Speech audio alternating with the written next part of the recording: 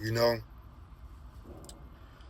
I really dislike this corporate politics BS. The games that they play with you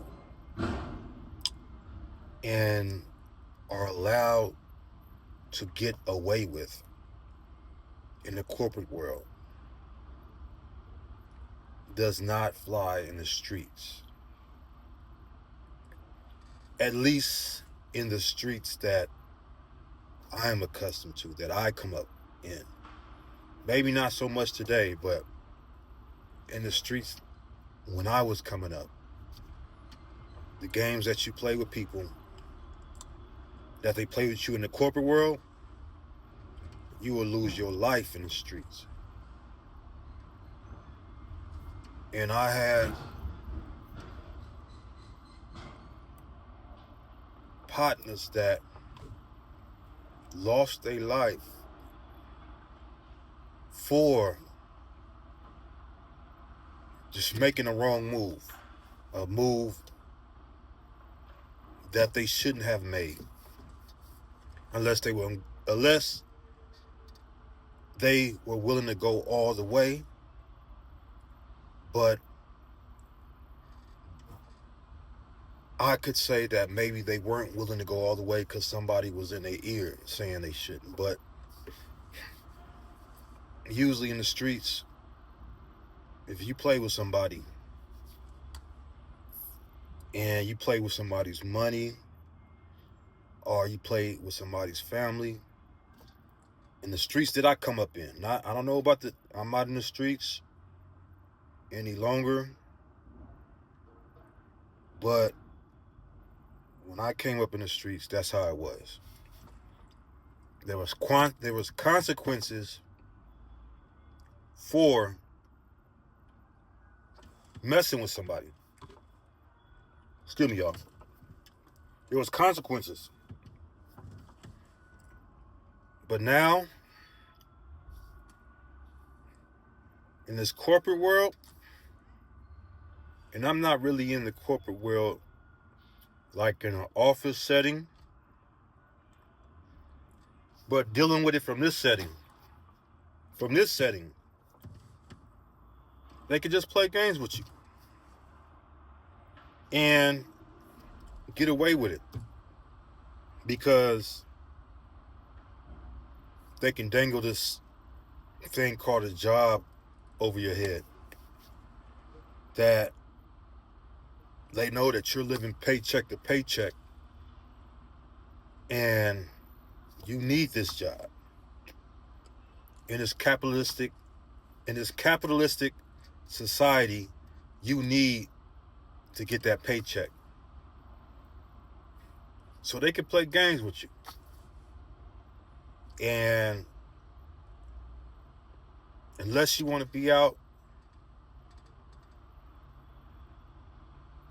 on the streets in a tent, or unless you want to take penitentiary chances, you kind of stuck. And it's a real messed up situation. The other day I was reading an article in the Wall Street Journal about drug use in America, and they was talking about the drugs in the benzomethamphetamine. It's called benzo for short, but the drugs in the benzo category, which is like Xanax, Valium, things like that, etc. And they were talking about how they were showing different profiles on all these Americans that were addicted to these prescription drugs, and how them just quitting cold turkey, just like I guess a non-prescription drug like heroin or something like that, they suffered these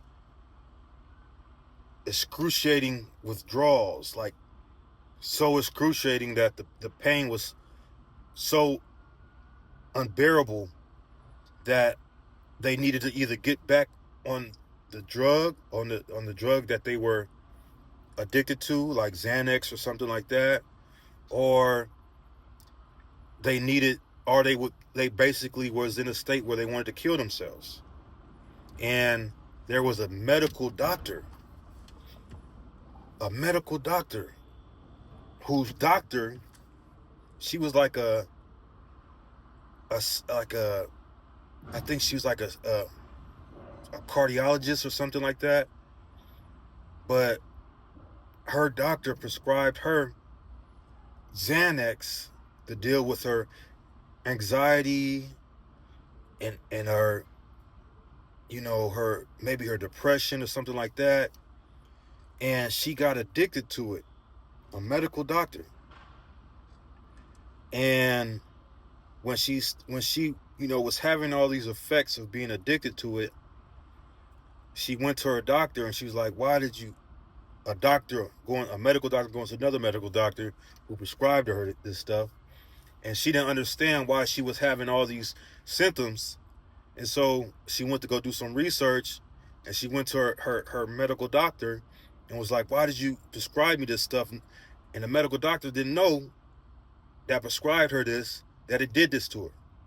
But, this woman was she tried to get off that drug, but like she had some such debilitating experiences when she was trying to get off the drug. Like, she was in the shower and she felt like pain in her body.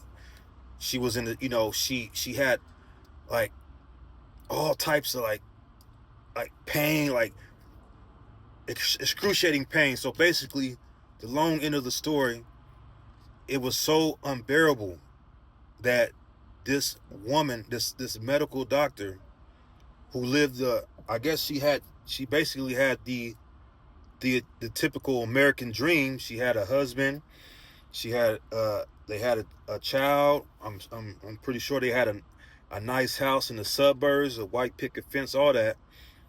She took her life because the pain of that drug, or trying to break free from that drug, the withdrawals was so painful. And it wonders, like, we live in a society in the United States of America where you almost need these drugs to function in the corporate environment. And I'm pretty sure I'm pretty sure that was a part of the reason why she needed it, those prescription drugs, to just function, just to act, just to try to have some normalcy in this craziness, like, to have to deal with these corporate politics, especially as a heterosexual black male. It's crazy, man. It's crazy. And it's like, if you're a heterosexual black male and you embrace your masculinity, to embrace your masculinity is not to be toxic. But if you embrace your masculinity and you're in this corporate environment with all these corporate politics, and somebody wants to play with you, it's so hard for you not to, I ain't say you got to go beat somebody up, but it's so difficult for you not to snap and just go off, but like in a professional way, just to speak your opinion. Like, hey, why are you guys doing this? Why are you guys playing with me? You have to tuck that in and hold that in, because if you voice yourself, if you express yourself even in a professional manner, they will say, oh, Tyrone, I think you're being a bit you're being aggressive. Tyrone, I don't feel comfortable. And so that would lead to eventually you getting that call to the office and them saying, "Hey, Tyrone, I just don't think you'll be a great fit for us. Not that you're a bad employee, but I just think for what we need, it's not conducive. You're not. It's not conducive to our environment. And I think that it would be best for us to part ways so that you might find that environment that is conducive for you and your personality. But none of the environments are conducive to for the personality of a black heterosexual male. None of the corporate environments are, because the only ones, and that's why you see it. You look at it. You look in corporate America, and you see the only ones. I'm talking about black folks that are in corporate America and able to stay in corporate America are usually the black females and the homosexual black males. Those are the only ones that are able to maintain and be in corporate environment. Why? Because the black female, not, it is not taking a slight at my sisters, but the black female is willing to be more docile and in her feminine energy in the corporate environment with what is the master, which usually is that white man, that white female, that Asian man or Asian female. They're willing to submit to those individuals in that corporate environment, but not to their own male, because their own male ain't usually paying their checks. And well, it goes without saying that the homosexual black male, he's just naturally willing to be submissive because that's what he is. That's his nature. So this corporate environment, man, and playing the corporate politics is not for the direct individual, the person that's very direct, the person that is outspoken. Those type of individuals will not survive in corporate environment, especially if you're a black male. So with that being said, that's all I got to say.